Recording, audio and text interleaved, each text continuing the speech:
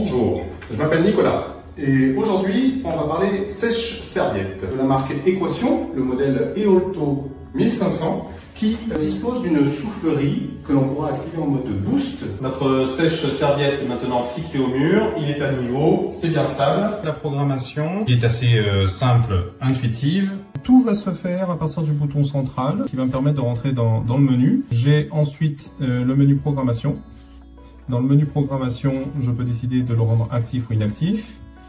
Puis, quand je vais sélectionner les jours de la semaine, je vais pouvoir éditer chacun de mes jours. Donc si je commence par lundi, j'ai décidé de mettre la plage horaire 6h, 7h30. Je vais vous montrer comment on fait en allant dans mardi. Je rentre dans mardi, j'édite à partir du petit crayon. 6h, je valide. 9h, je diminue et je passe à 7h30. Je valide.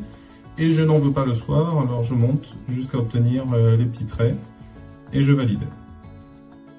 Voilà, donc c'est tout bon pour mardi. Ce que je veux faire maintenant, c'est copier en fait. Si je cherche à copier mardi et le dupliquer sur mercredi, je sélectionne les jours. Tous les jours de ma semaine seront identiques sauf le week-end. J'appuie sur copier.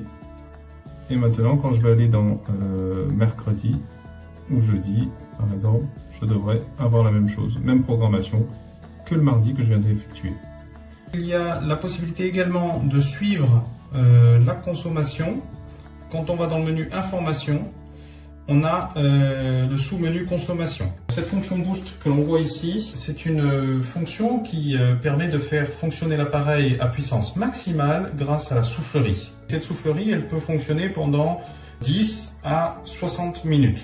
Et ça, c'est réglable. Par défaut, on commence avec 30 minutes. Ça va permettre vraiment d'augmenter la température globale de la pièce, de la salle de bain, le plus rapidement possible. Donc, chauffer des pièces qui vont jusqu'à 12 mètres carrés. C'est manuel, ça veut dire que j'appuie sur le bouton 2 fois et hop, ça lance la fonction boost. Alors, pourquoi c'est manuel? C'est pour des raisons écologiques et d'éviter ainsi de la surconsommation électrique. Lorsque je le lance, je peux appuyer sur le haut, augmenter jusqu'à 60 minutes ou baisser jusqu'à 10 minutes. Je valide. Maintenant, c'est 10 minutes. Si je rappuie, ça la stoppe. Si je la relance, je remarque qu'il a gardé en mémoire le fait que je voulais avoir 10 minutes. Toute la programmation, en fait, est réellement gardée en mémoire. Donc, s'il y a la moindre coupure électrique, ce n'est pas grave. Je n'ai pas à tout reconfigurer.